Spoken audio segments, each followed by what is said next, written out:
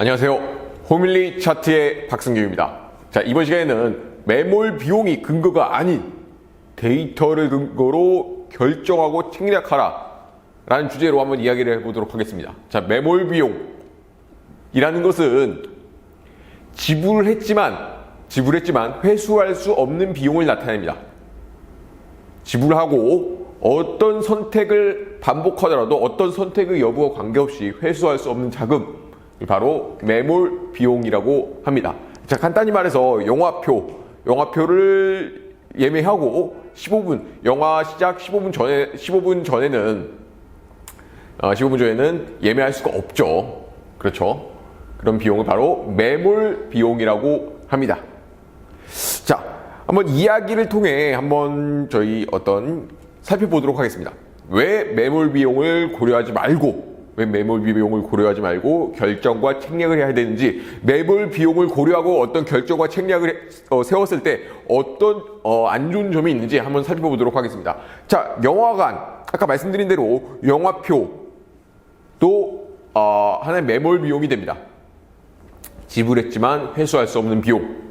자, 영화관에 가서 영화를 봤습니다. 어떤 영화를 봤느냐? 어떤 영화? 성냥팔이 소녀. 성냥팔이 소녀의 재림.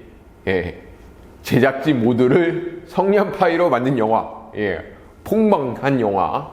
성냥팔이 소녀의 재림. 제작진 모두를 성냥팔이로 만든 영화. 여기 보시면은 잘 안 보시겠지만은 이제 손익분기점이 400만 명인데 제작비는 110억 원. 제작비는 110억 원인데 총 관객은 7만 명. 어떤 네티즌의 한 줄 평에는 내가 엑스트라로 출연했지만 이럴 줄은 몰랐던 영화. 만약에 이렇게 좀 많이 재미가 없던, 이런 많이 심각하게 아주 지루한 이런 영화를 보게 된다면, 이런 영화가 나올 때 과연 어떻게 해야 될까요? 영화표는 만 원이로 계산해 보겠습니다. 영화표는 만 원이고 너무 심각하게 재미가 없을 때 이걸 계속 봐야 되나 말아야 되나 고민을 하게 되죠. 볼지 계속 보든지 아니면 그냥 나오든지. 그렇죠. 어떤 게 가장 현명한 판단일까요? 여러분이라면 어떻게 판단하시겠습니까? 계속 보든 나가든 영화표 비용은 회수할 수 없습니다. 바로 이런 비용을 뭐라고 하나요? 저희는 매몰 비용이라고 하는 것이죠. 이런 매몰 비용을 고려하지 않고 판단한다고 했을 때 대부분의 사람들은 그냥 나가버리죠. 하지만 우리는 왜 나갈 수가 없느냐? 영화표가 만 원이나 주고 우리가 구매를 했기 때문에, 무료일 때마다, 영화표가 무료일 때보다 무료일 때보다 계속 보는 사람들의 비용이 영화표가 무료일 때보다, 영화표가 만 원일 때 계속 보는 사람들의 비율이 더 많아지는 것입니다. 매몰 비용을 고려하기 때문에. 사실 현명한 건 무엇인가요? 그냥 나가는 거죠. 영화가 너무 심각하게 재미가 없잖아, 이거는. 제작진을 모두 성냥팔이로 만든 영화예요. 제작진을 모두 성냥팔이로 만든 영화. 네, 아주 그냥 이거는 그냥 보는 시간이, 그러니까 자신의 시간이란 자산을 낭비하는 거죠. 만 원을 주고. 그렇죠. 너무 심각하게 재미가 없으니까. 그냥 나가는 게 현명한 건데 우리는 왜 나가지 못한다? 영화표라는 어떤 그런 매몰 비용 때문에 저희는 나가지를 못한다. 어떤 선택이 이성적이면 현명한 선택인가? 바로 그냥 나가는 게 더 현명한 선택이겠죠. 그렇죠. 경제학에서는 이미 지불했지만 회수할 수 없는 이런 비용을 뭐라 한다? 매몰 비용이라고 한다. 그래서 만약에 영화표가 무료라면 어떤 결정을 하고 책략을 세울 때는 회수할 수 없는 비용, 즉 매몰 비용을 고려하지 않고 죄송합니다. 매몰 비용을 고려하지 않는 것이 현명하다. 만약에 영화표가 무료라면 심각하게 재미없을 때 한 99% 그냥 나가겠죠. 나머지 1%는 뭐 영화를 보러 온 게 목적이 아닐 수도 있기 때문에 뭐 1%가 있는 거겠죠. 그런 사람들이. 그런 사람 아주 일부 있기 때문에. 대부분의 사람들 거의 100%는 다 나가버린다. 영화표가 무료라면. 왜? 매몰 비용이 없기 때문에, 어떤 그런 비용이 없기 때문에 이런 어떤 현명한 결정을 할 수 있는 것입니다. 그렇죠? 영화표가 무료인데 심각하게 재미없는데도 자신의 시간을 낭비하면서까지, 소비하면서까지 그렇게 영화를 볼 사람은 없죠. 그렇죠? 영화표가 10,000원일 때 왜 나가지 못합니까? 매몰 비용 때문에요. 매몰 비용을 근거로 판단하기 때문이죠. 회수할 수 없는 그 비용을 근거로 어떤 결정을 내리려고 하기 때문에 저희는 나가지 못하는 것입니다. 자, 한 가지 더 얘기를 들어보겠습니다. 지금 청년이 굉장히 열심히 공부를 하고 있습니다. 자, 벽에 뭐 이렇게 뭐 공식 같은 거 적어놓은 것 같기도 하고, 굉장히 벽에 이렇게 뭐 어떤 막 영어 막 적어놓고 굉장히 아주 학구열이 높은, 아주 성적이 우수한 한 학생이 있었습니다. 자, 이 학생이 시험을 봤습니다. 시험을 봤는데 굉장히 어려운 문제를 만나게 되었습니다.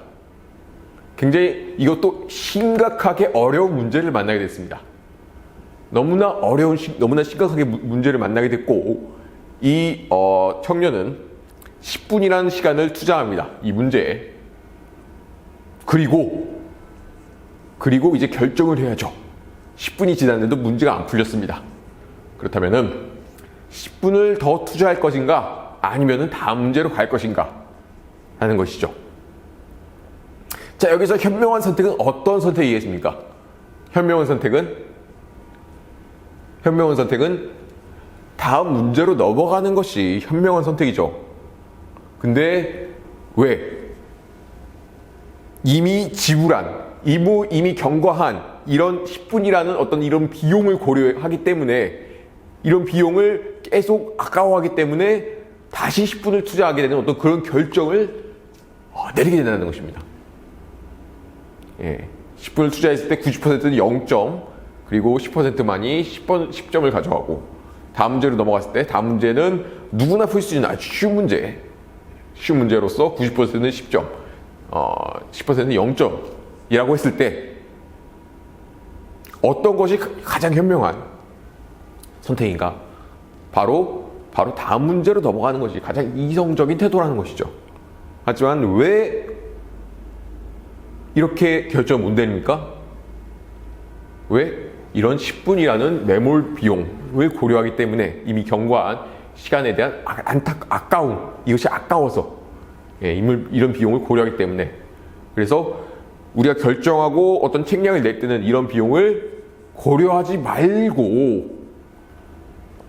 않고 결정을 하고 어떤 책략을 세워나가는 것이 현명하고 이성적인 태도이다라는 것입니다. 자, 주식도 마찬가지입니다. 주식에도 상승과 하락, 그리고 수익과 손실이 있습니다. 자, 많은 사람들은 수익도 본다고 하는데, 왜 어떤 사람들은 이렇게 가산을 탕진할 정도로 손실을 보게 되는 것일까요? 왜 그런 것일까요? 그것은 바로 매몰 비용을 고려하기 때문이죠. 주식을 매수했다가 어느 정도 손실이 납니다. 그때 손절 라인을 정하고 그 손절 라인이 아래로 내려오면은 매도를 쳐야 되는데, 좀 더 오르지 않을까라는 기대감 속에 이렇게 쭉 빠져버리는 결과가 나타나는 것입니다. 헬릭 스미스 보고 계신데, 많은 투자자를 충격과 공포로 몰아넣었던 헬릭 스미스. 예. 만약에 어느 정도의 손해, 어떤 회수할 수 없는 어떤 비용을 고려하지 않고 결정을 내렸다면은 더 좋은 결과, 이만큼의 지금 한 60% 정도 이제 손실이 쫙 내려왔거든요. 하락이 내려왔거든요. 이 60%, 50%가 넘는 이런 손실을 막을 수 있었다는 것입니다. 그렇다면 저희는 이런 매몰 비용이 아닌 무엇을 가지고 판단하고 결정하고 책략을 세워야 되는 것이냐? 바로 어떤 이런 데이터를 근거로, 지표를 근거로 결정하고 책략을 세워야 된다는 것입니다. 지금 이 지표는 CD 지표라는 건데요. 거래량을 획으로 뒤집어 쓰며 이 거래량만 이렇게 나타내는 것이 아니라 시간, 기술적 분석 요소인 시간과 어떤 공간의 폭을 결합해서 이렇게 매물대, 지지와 저항대를 나타내고 있습니다. 그래서 이러한 지표로서 만약에 한다면은 지금 여기 아주 이 선이 길면 길수록 지지와 저항이 강한 거거든요. 그렇다면은 이 선 아래로 내려갔을 때, 이 선 아래로 내려갔을 때는 매도를 할 수 있었어야 된다는 것이죠. 아니면은 지금 여기 또 이렇게 저항선이 강한데, 저항선이 강한데, 이 저항선이 강한 이 아래 위 뚫고 올라가서 이 아래로 또 떨어지면은 여기서도 또 매도를 고려했었어야 된다는 것이죠. 뭐 오히려 수익인데 이 수익을 내가 여기서 못 파는 거에 대한 안타까움 때문에 계속 내려오다가 결국에는 50%가 넘는 마이너스 50%가 넘는 지금 이런 손실을 보게 되는 그런 결과를 초래하게 됐습니다. 그래서 매몰 비용이 아닌 이런 지표, 데이터, 근거를 가지고 우리는 결정하고 책략을 세워야 된다. 데이터가 아닌 잘못 써봤네요. 매몰 비용이 아닌 데이터를 근거로 데이터 지표를 근거로 결정하고 책략을 세워야 한다. 왜 손실을 보느냐? 데이터가 아닌 매몰 비용을 근거로 결정을 하고 책략을 세우기 때문에 이렇게 50%가 넘는 손실을 보는 것이다. 그래서 우리도 어떻게 된다? 바꿔서 매몰 비용이 아닌 데이터, 지표를 근거로 결정하고 책략을 세워야 된다라는 것입니다. 자, 그렇다면 호밀리 차트에는 어떤 데이터, 어떤 지표로 또 결정과 책략을 더 이렇게 좀 완전하게 하는가를 살펴보도록 하겠습니다.